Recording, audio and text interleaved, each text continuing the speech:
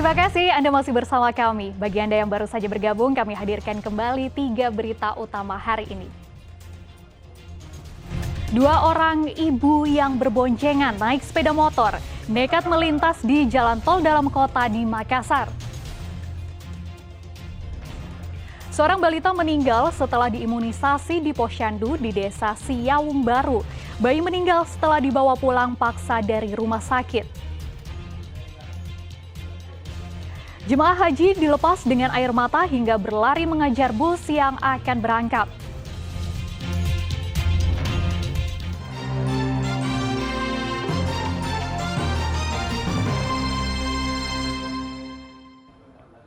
Hingga kini virus Jembrana masih menyerang ratusan ekor sapi di Kabupaten Goa. Sejak November 2022 hingga Juni 2023, tercatat ada 128 ekor sapi terjangkit virus dan 30 diantaranya mati. Menjelang Idul Adha, Dinas Peternakan gencar melakukan penyemprotan. Ratusan ekor sapi jenis Bali terserang virus Jembrana sejak November 2022 hingga Juni 2023. Virus tersebut menyerang sapi di sejumlah kecamatan di Kabupaten Goa.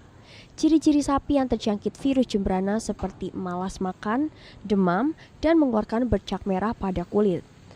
Pemerintah daerah telah mengimbau peternak untuk selalu mengecek dan memantau kesehatan sapi. Selain itu juga perlu dilakukan disinfeksi dengan menyemprot cairan disinfektan setiap hari. Ini penyemprotan disinfektan untuk membunuh virus-virus seperti yang membawa virus seperti lalat, nyamuk. Termasuk pembersihan kandangnya juga ya? Pembersihan kandang tiap hari, sapinya dimandi tiap hari, Pak. Setiap pagi dimandi. Kalau kandangnya setiap pagi dicuci. Iya, sapinya dicuci kakinya, disikat setiap pagi. Jadi kami melakukan langkah-langkah terkait dengan memberikan sosialisasi dan edukasi kepada para peternak dan pedagang untuk melakukan untuk mengetahui apa itu PMK dan apa itu virus Jembrana. Kemudian kandang harus dibersihkan. Terus melakukan penyemprotan disinfektan setiap harinya secara rutin. Menjelang Idul Adha, Dinas Peternakan telah melakukan penyemprotan selama 4 pekan. Diharapkan virus Jembrana bisa segera diatasi. Andi Muhammad Sardi melaporkan dari Kabupaten Goa. Pemberian vaksin pada sapi gencar dilakukan Dinas Peternakan Kabupaten Bantaeng jelang Idul Adha. Tindakan ini mencegah peredaran penyakit kuku dan mulut, serta sapi kurban aman dikonsumsi.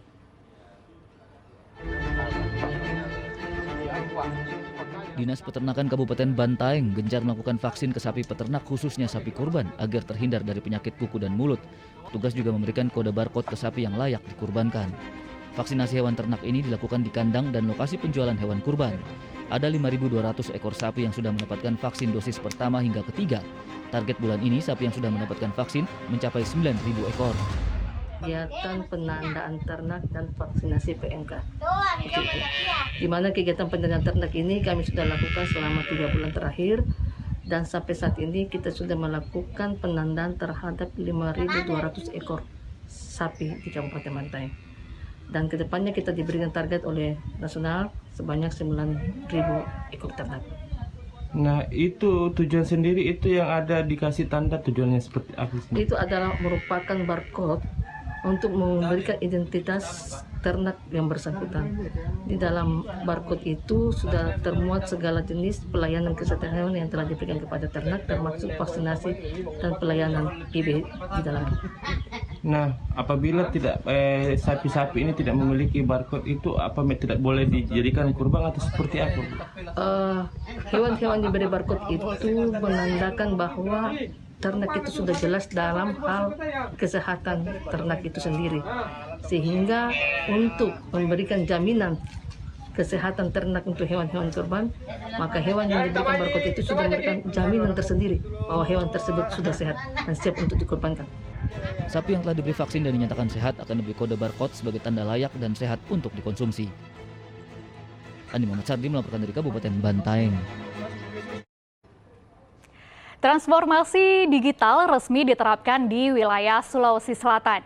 Peralihan siaran analog menuju digital resmi dilakukan di Balai Monitor Spektrum Frekuensi Radio Kelas 1 Makassar, Kabupaten Goa.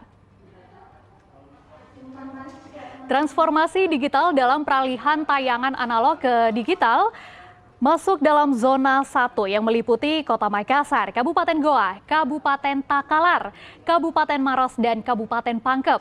Hingga saat ini wilayah di Sulawesi yang tercatat selesai menerapkan analog switch off (ASO) yakni Sulawesi Utara zona 2 dengan 5 kabupaten kota, Sulawesi Tengah zona 3 dengan Kabupaten Toli-Toli, sementara untuk Sulawesi Selatan zona 1 Kota Makassar, Kabupaten Goa, Kabupaten Takalar, Kabupaten Maros, dan Kabupaten Pangkep telah resmi bertransformasi digital. Sementara untuk kabupaten lainnya di wilayah Sulawesi Selatan akan resmi digital sebelum 17 Agustus 2023 mendatang.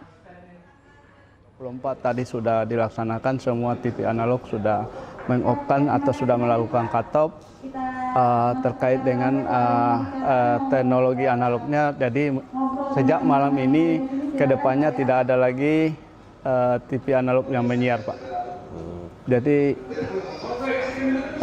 dan kami berharap masyarakat bisa mendapatkan siaran digital yang lebih baik lagi. Banyak kami temui pada saat kami sosialisasi ke beberapa daerah, banyak masyarakat berasumsi bahwa karena TV digital ini bersih gambarnya, jenis suaranya dan canggih teknologinya seolah-olah menjadi TV yang berbayar. Sebenarnya bukan, tetap TV terestrial, cuma teknologinya yang ditingkatkan menjadi teknologi digital. Kalau digital itu beda dengan analog. Kalau analog itu masih bisa bintik, masih bisa kabur. Kalau TV digital antara jernih dan hilang. Sejumlah calon jemaah haji dari kloter 41 dan 43 siap berangkat ke Tanah Suci. Momen haru pun terlihat saat pengantar calon jemaah haji menyaksikan keberangkatan keluarganya. Lengkingan telolet bus bercampur dengan isak tangis haru keluarga pengantar jemaah haji mengiringi kepergian bus yang membawa jemaah haji untuk memulai perjalanannya.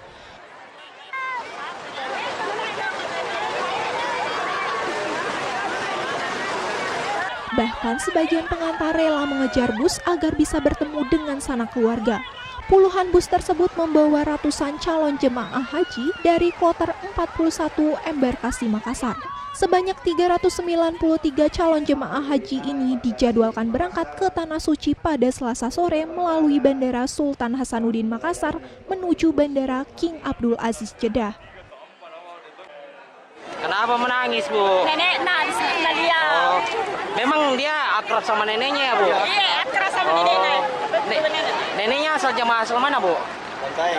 Bantaeng ya, Bu? Oh. Sudah 2 hari ini Embarkasi Makassar, khususnya asrama haji Sudiang Makassar memang lagi padat-padatnya ini pengantar jemaah haji, khususnya dari 2 kabupaten yang memang setiap tahun terkenal, memang pengunjungnya itu sangat antusias mengantar jemaah haji, yakni Kabupaten Jeneponto dan Kabupaten Bantaeng.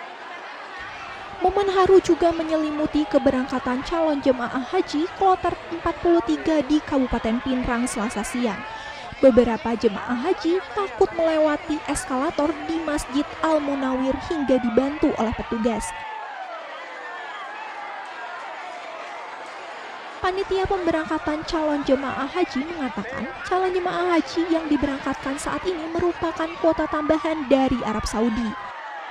Ini kloter merupakan kloter tambahan dari beberapa kloter kemarin yang tambahan kuota yang diberikan oleh pemerintah kerajaan Arab Saudi, sehingga itu yang diberangkatkan ini merupakan tambahan daripada kloter-kloter kemarin yang sudah diberangkatkan sebelumnya. Sebanyak 55 calon jemaah haji asal Kabupaten Pinrang merupakan kelompok terbang gabungan dari 9 kabupaten kota, di antaranya Kota Makassar, Kabupaten Sidrap, Pinrang, Sopeng, dan Sulawesi Barat. Suardi Gatang dan Rai Sabu melaporkan dari Kabupaten Pinrang dan Makassar.